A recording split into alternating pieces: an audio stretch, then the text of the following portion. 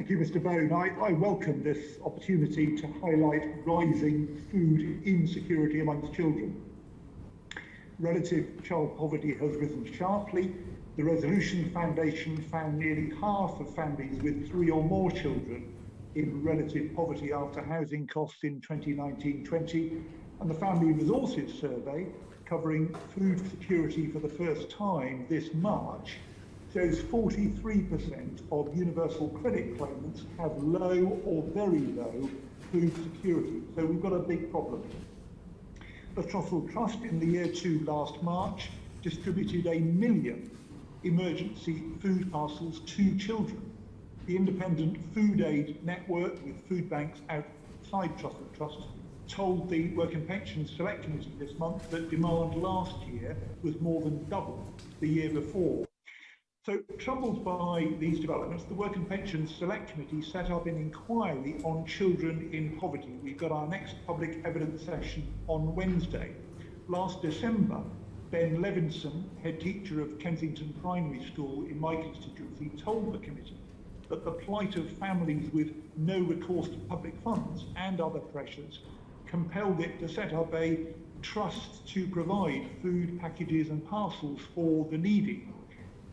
Kellogg's has told us that 18% of schools have started a food bank since the pandemic began.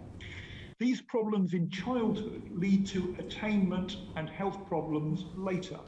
The University of Liverpool Health Inequalities team told our inquiry that it has repeatedly found strong evidence of a causal relationship between child poverty and, quote, mental health problems, cognitive disability, overweight and obesity, and long-standing illness.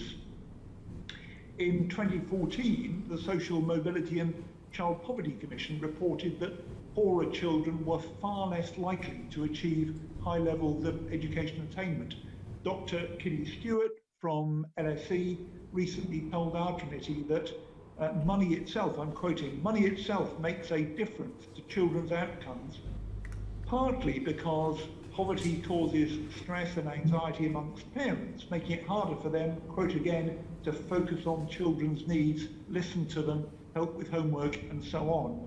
So I support the Sutton Trust call for universities to have access to free school meals information so they can take account of these issues in admissions decisions.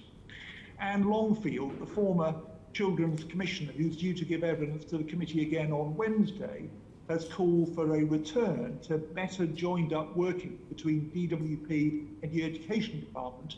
We need a clear government focus on tackling this growing problem of child poverty.